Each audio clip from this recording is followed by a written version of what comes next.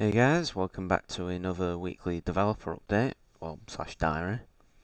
And we're on week 20 now, so it's come a long way, I guess. So as for this week, I'm going to show you a little bit of work I've done on the Orbit game I'm working on, as well as something I am planning to do in the very near future, and I'll talk about that in a few minutes.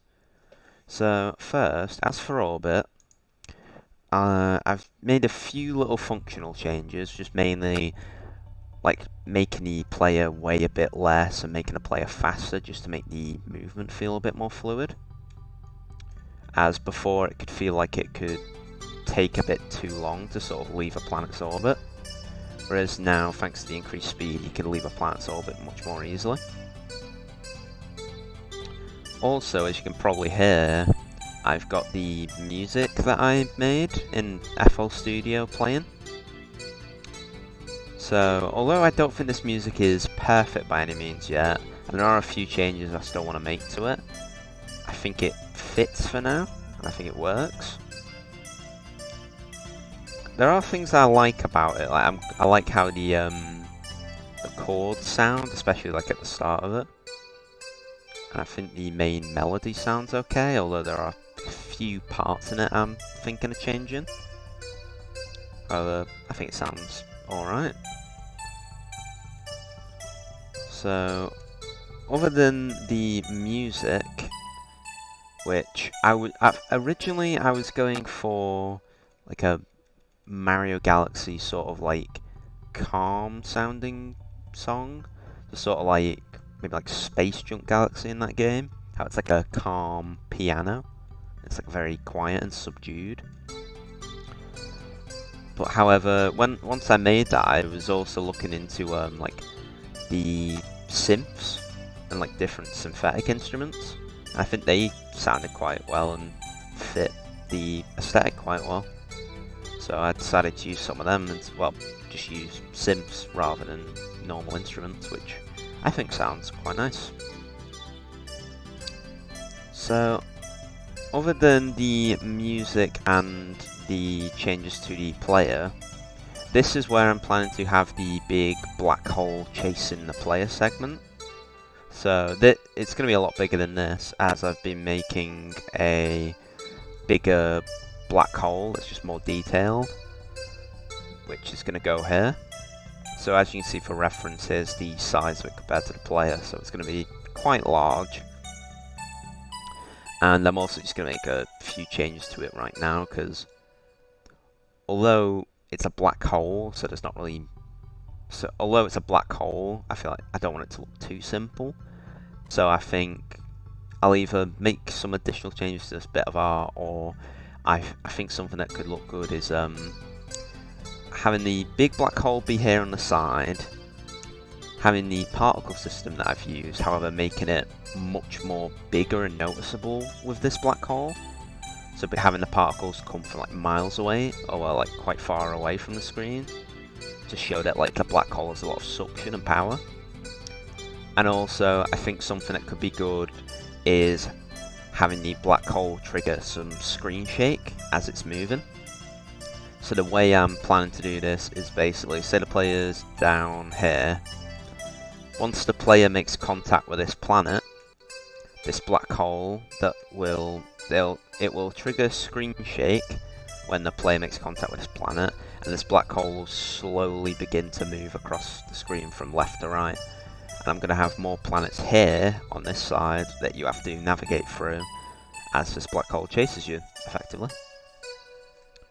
So I think that'll be quite a good set piece to be like the final segment of the first level. So then it's the start of the level is basic planets and black holes. Then it introduces some moving planets. And then so it introduces moving planets mixed in with stationary planets, and then moving planets to moving planets. Then there's some stationary planets here as a bit of a buffer before you reach the climax of the level, where you can have this big black hole set piece chasing the player. So I think that's going to work quite well. Other than that, I've made a new checkpoint flag with a little animation that I thought would look alright. It's just a little, very simple, just flag waving. Although, it might not really make sense that it's waving, since there probably won't be any wind in space. However, I just feel like it looks nice. And I guess if it's in the orbit of a planet, it could make sense. But I've already got the functionality for the checkpoints from the original game, so it'll just be simply replacing the art asset and then putting checkpoints down. So in this level, for example, as it is somewhat long, I'd probably want the checkpoints to be quite frequent, just so the player doesn't get frustrated in the first level. So maybe once the player gets through these stationary planets and this first moving planet, get a checkpoint on this big planet, then you get through here, and maybe I probably definitely have a checkpoint on one of these planets just before the big black hole set piece. So I feel like 2 checkpoints is probably a good amount for this first level, and then it'll just be having planets down like this as you have to avoid the black hole. So you'll have to navigate this direction to avoid it. Other art ideas I'm thinking about is having it animating the player, although I'm not 100% certain on this, so I just run the game again. Animating the player so that when the player moves left, the eyes will lean to the left, and when they move right, the player's eyes will go to the right. Just to have a visual indicator on which way the player's moving. Because on one hand, I think that'd look nice and it's quite simple to implement.